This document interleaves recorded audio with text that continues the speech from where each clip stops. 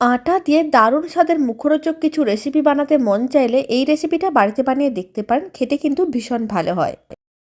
নমস্কার, আমি রুমি, আপনাদের সবাইকে আবারও একটা দারুণ স্বাদের রেসিপিতে স্বাগত।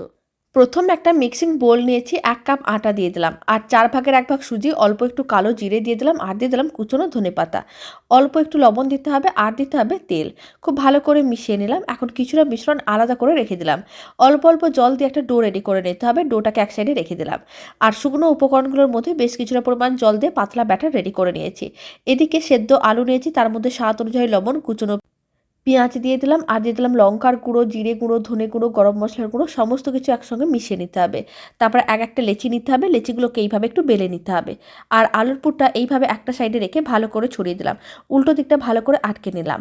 এবার এক একটাকে ব্যাটারের মধ্যে ডুবিয়ে তারপরে গরম তেলের মধ্যে দিয়ে উল্টে পাল্টে লাল লাল করে ভেজে নিলেই দারুণ স্বাদের রেসিপি একেবারেই রেডি।